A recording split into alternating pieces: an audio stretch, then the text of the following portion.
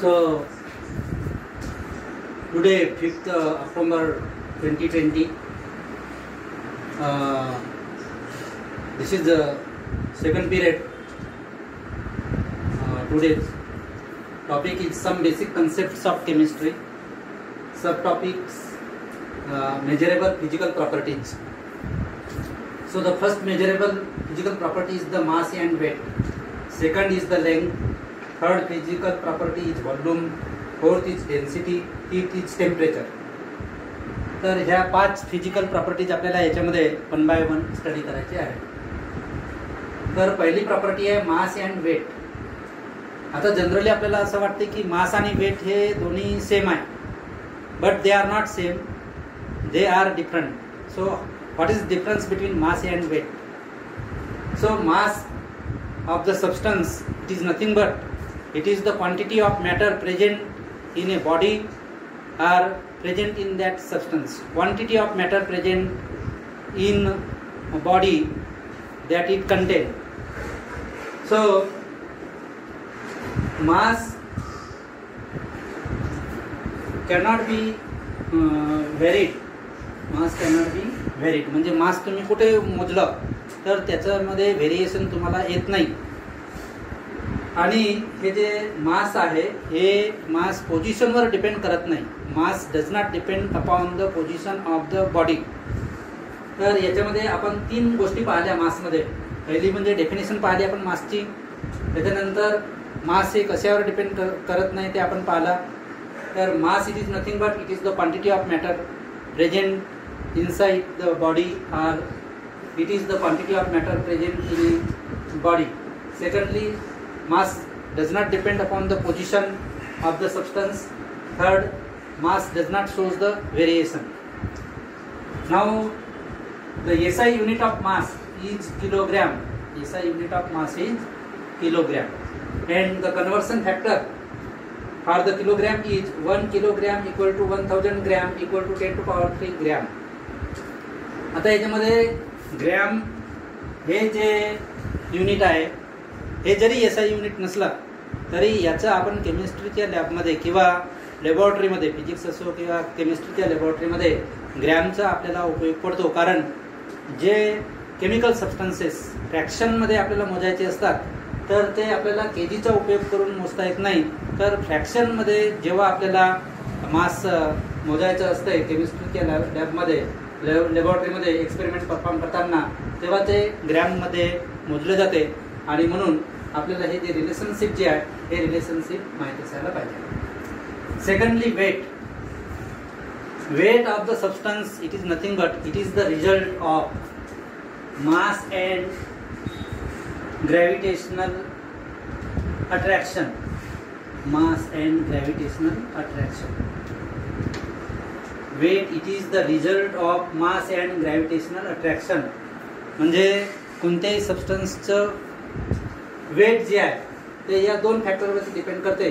त्या सबस्टन्सचं मास आणि त्याचं ग्रॅव्हिटेशनल अट्रॅक्शन. आता हे जे वेट जे आहे, वेट हे व्हेरिड होत असते. It shows the variations at different position. जसं फॉर एक्झाम्पल आपण पृथ्वीवर आहोत तर आपलं वजन, आणि जर तुम्ही चंद्रावर गेले तर चंद्रावरचं आपलं वजन हे सिमिलर राहणार नाही. म्हणजेच वेट जे आहे त्या वेटमध्ये व्हेरिएशन दिसून येत असते. आता याच्यामध्ये वेटमध्ये व्हेरिएशन का दिसून येते? So it shows variation because gravitational attraction of the earth for a body varies with distance from the centre of earth. Gravitational attraction of the earth for a body varies with distance from the center of earth, and therefore the weight shows the variation. Weight shows the variation. So mass and weight are the different physical quantities. Now when you distinguish between the mass and weight, then we can say that mass is the fundamental SI unit, or mass is the fundamental property compared to the weight, and therefore SI unit of mass is kilogram, or the weight is not considered for the SI unit. Only mass is considered for the SI unit. Then the second property is the length. Now there are some physical properties like bond length, then the bond radius.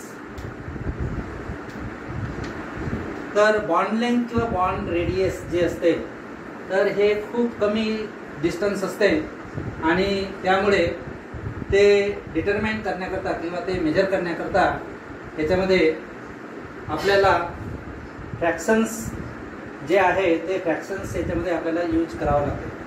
तर bond length किंवा bond radius किंवा wavelength of electromagnetic radiations याचं जर तुम्हाला measurement करायचं असेल, त्याच्या लेंथचं measurement करायचं असेल तर याच्यामध्ये जे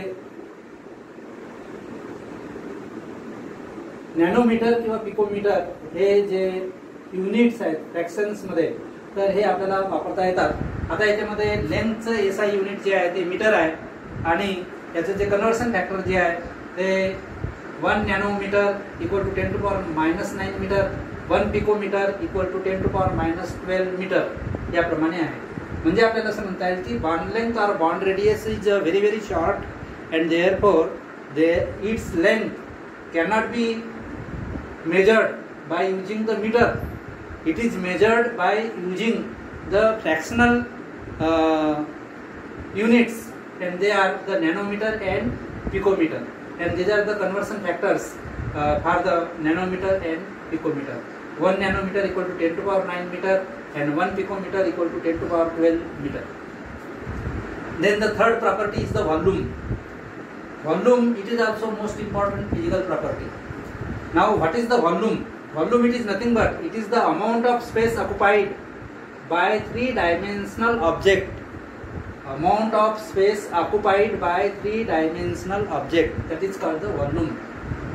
हे जे व्हॉल्यूम जे आहे हे व्हॉल्यूम शेपवर कंटेनरच्या शेपवरती डिपेंड करत नाही, तर it depends upon the space occupied by three-dimensional object. Now volume of the liquid or volume of the solution generally determined by using the liter. So it is common unit. Common unit of volume is liter and SI unit of volume is cubic meter. याला read करताना आपल्याला cubic metre याप्रमाणे read करता येते. आता याच्यामध्ये generally बघा आपल्याकडे दूधवाला येतो तर तो क्यूबिक मीटरचा उल्लेख करत नाही, जरी एसआय युनिट क्यूबिक मीटर असेल तरी. किंवा जेव्हा आपण एखाद्या दुकानामध्ये जातो किंवा व्यावहारिक याच्यामध्ये आपण क्यूबिक मीटर न वापरता लिटर हे जे आहे हे कॉमन युनिट वापरतो आणि लिटर जे युनिट आहे कॉमन युनिट याचं कन्व्हर्सन जे आहे ते याप्रमाणे आपल्याला करता येते. 1 लिटर इक्वल टू 1 DM³ किंवा क्यूबिक डेसिमीटर याप्रमाणे म्हणता येईल आपल्याला. 1 litre equal to 1 cubic decimetre equal to 1000 ml इक्वल टू 1000 क्यूबिक सेंटीमीटर याप्रमाणे हे कन्व्हर्सन आहे. आणि याच्यावरूनच आपल्याला म्हणता येईल की 1 cubic centimetre equal to 1 ml. 1 cubic centimetre equal to 1 ml याचा उपयोग तुम्हाला केमिस्ट्री प्रॅक्टिकलमध्ये होतो. म्हणजे तुम्हाला व्हॉल्यूम जे आहे ते क्यूबिक सेंटीमीटरमध्ये किंवा ml मध्ये डिटरमाइन करता येते. But actually the SI unit of volume is cubic metre. आता याच्यामध्ये केमिस्ट्री लॅबमध्ये जेव्हा आपण एक्सपेरिमेंट्स परफॉर्म करतो फिजिकल केमिस्ट्रीचे तर त्यावेळी व्हॉल्यूमचं आपल्याला मेजरमेंट करायचं असते आणि ते मेजरमेंट करण्याकरता वेगवेगळे ग्लासवेअर्स आपण वापरतो. ग्लासवेअर्स म्हणजे काय तर काचेचे ॲपरेटस त्यांना म्हणतो आपण glassware. So to measure volume glassware used are जसं ब्युरेट आहे, पिपेट आहे, मेजरिंग सिलेंडर आहे, व्हॉल्युमेट्रिक फ्लास्क आहे. या प्रकारचे ग्लासवेअर्स आपण व्हॉल्यूम डिटरमाइन करण्याकरता किंवा मेजर करण्याकरता वापरतो. आता ब्युरेट पिपेट हे कशा प्रकारे असते हे तुमच्या टेक्स्टबुकमध्ये पाहू शकता किंवा जेव्हा तुमचे केमिस्ट्री प्रॅक्टिकल्स सुरू होतील 11व्या वर्गामध्ये तेव्हा तुम्हाला याचं अनुभव जे आहे ते अनुभव येईल. तर हे जे ब्युरेट असते हे जनरली 50 ml कॅपॅसिटीचं असते पिपेटची असते हे 5 ml 10 ml 20 ml 25 ml या प्रकारचं असते. नंतर मेजरिंग सिलेंडर जे आहे हे 5 ml 10 ml 50 ml 500 ml 1000 ml या प्रकारच्या व्हॉल्यूमचं असते. आणि नंतर आहे व्हॉल्यूमेट्रिक फ्लास्क. तर व्हॉल्यूमेट्रिक फ्लास्क केव्हा वापरतो आपण, जर तुम्हाला नॉन व्हॉल्यूम ऑफ सोल्युशन तयार करायचं असेल एखाद्या सबस्टन्सचं, तर तेव्हा आपण व्हॉल्यूमेट्रिक फ्लास्क वापरतो. Volumetric flask 100 ml 250 ml 500 ml 1 litre या प्रकारचे असते. तर अशा प्रकारे different glasswares are used to determine the volume of the liquids or volume of the solution. Then the fourth property is the density, which is represented by small d. So according to mathematical relationship, you can say that density, it is nothing but it is equal to mass per unit volume. Mass per unit volume is the density of the substance. म्हणजे या mathematical relations वरून याची definition define करता येते. So density of the substance is nothing but it is the ratio of mass per unit volume.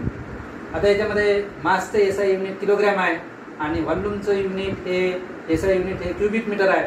आणि म्हणून या डेन्सिटीचं जे एसआय युनिट आहे ते केजी पर क्युबिक मीटर याप्रमाणे लिहिता येते, किंवा हे आपल्याला केजी क्युबिक मीटर इनवर्स याप्रमाणे याचं रीड करून आपल्याला हे लिहिता येते. So this is the SI unit of density, that is KG cubic metre inverse, किंवा सीजीएस युनिट आहे याचं ग्रॅम पर लिटर किंवा ग्रॅम ml इनवर्स याप्रमाणे सुद्धा त्याचं सीजीएस युनिट होतं. त्याच्यानंतरची नेक्स्ट प्रॉपर्टी आहे टेम्परेचर. हे मोस्ट इम्पॉर्टंट प्रॉपर्टी आहे टेम्परेचर, कारण हे आपल्या नेहमीच्या व्यावहारिक ज्ञानाकरता असते.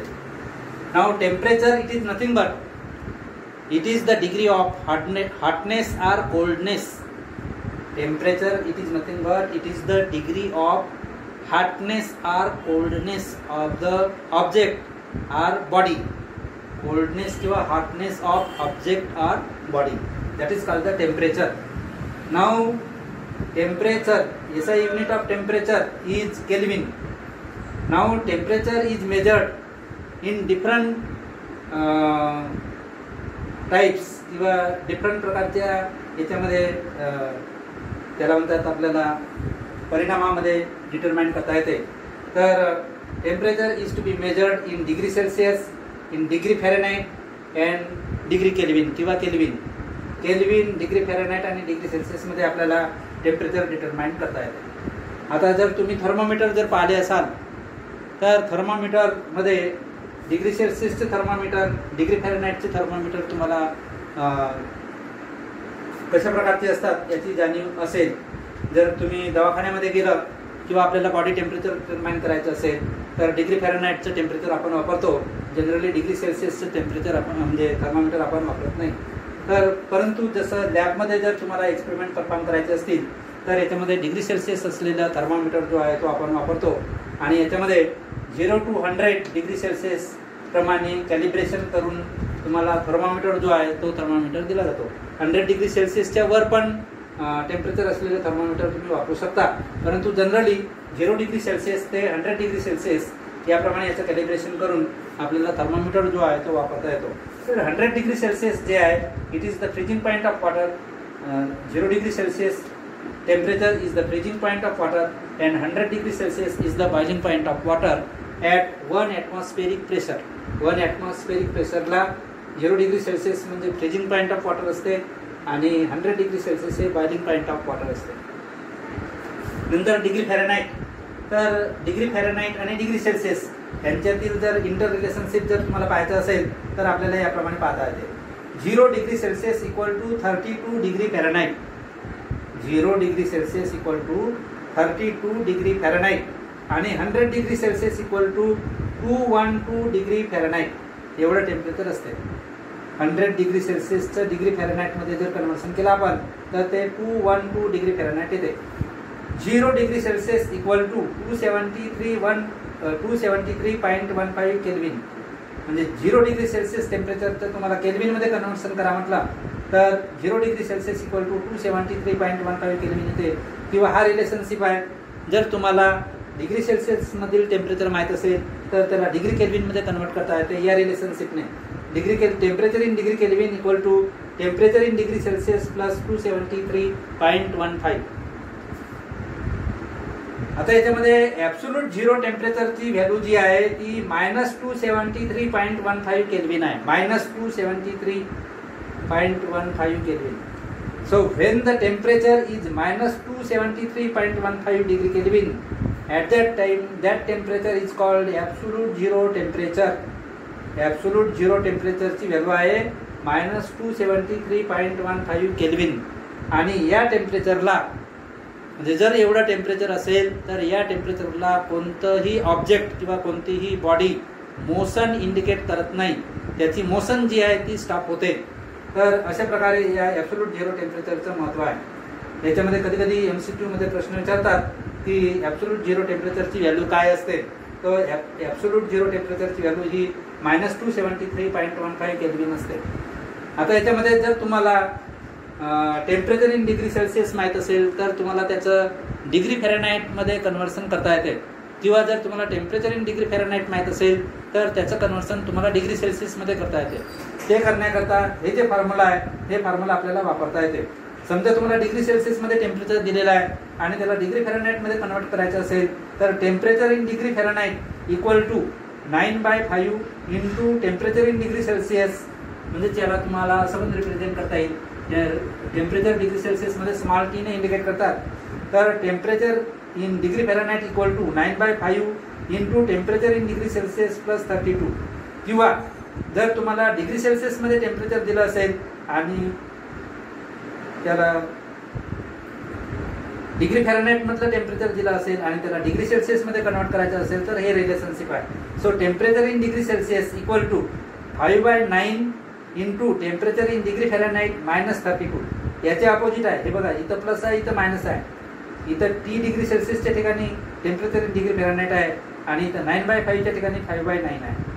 तर अशा प्रकारे आपल्याला डिग्री फॅरेनहाइट आणि डिग्री सेल्सिअस हे जे टेम्परेचर आहे याचं इंटर रिलेशनशिप जे आहे ते या फॉर्म्युल्याने करता येते, किंवा कन्व्हर्सन फॅक्टर जो आहे तो आपल्याला या फॉर्म्युल्याने करता येते. आता आपलं नॉर्मल बॉडी टेम्परेचर जे असते ह्युमन बिंगचं ते 37 डिग्री सेल्सिअस असते. आणि जर तुम्हाला फॅरेनहाइटमध्ये पाहायचं असेल तर फॅरेनहाइटमध्ये 96.6 डिग्री फॅरेनहाइट असते. 96.6 degree Fahrenheit normal body temperature असते. या बॉडी टेम्परेचरला म्हणजे मानवाचं जे आरोग्य असते ते नीट असते. आता याच्यामध्ये कोविड-19मध्ये तुम्ही जेव्हा कोणत्या दवाखान्यामध्ये जाता किंवा कोणत्या बँकेमध्ये जाता किंवा कोणत्या दुकानामध्ये जाता तर तुमच्या अगोदर गेटवरती वॉचमन जो असतो तो तुमचं टेम्परेचर डिटरमाइन करतो. समजा तुमचं टेम्परेचर हे 90 डिग्री फॅरेनहाइटच्या वर जर असेल तर तो तुम्हाला अलाव करत नाही. तो म्हणतो की तुम्हाला काहीतरी कोविडचे लक्षणे असतील किंवा तुम्हाला काहीतरी व्हायरल असेल असं तो सांगतो आपल्याला. तर डिग्री फॅरेनहाइटमध्ये 96.6 डिग्री जेव्हा टेम्परेचर असते तर ते एका नॉर्मल व्यक्तीचं किंवा सुदृढ व्यक्तीचं टेम्परेचर असते. तर अशा प्रकारे आपल्याला ह्या ज्या फिजिकल प्रॉपर्टीज आहेत मेजरेबल फिजिकल प्रॉपर्टीज याच्याविषयी आपल्याला याप्रमाणे एक्सप्लेन होत आहे. पुन्हा मी या सर्वांचं SI युनिट काय आहे ते सांगतो. मासचं SI युनिट आहे किलोग्रॅम, लेंथचं SI युनिट आहे मीटर, व्हॉल्यूमचं SI युनिट आहे क्युबिक मीटर, नंतर डेन्सिटीचं SI युनिट आहे kg क्युबिक मीटर इनवर्स आणि टेम्परेचरचं SI युनिट आहे केल्विन. तर अशा प्रकारे ह्या 5 मेजरेबल प्रॉपर्टीज आहेत.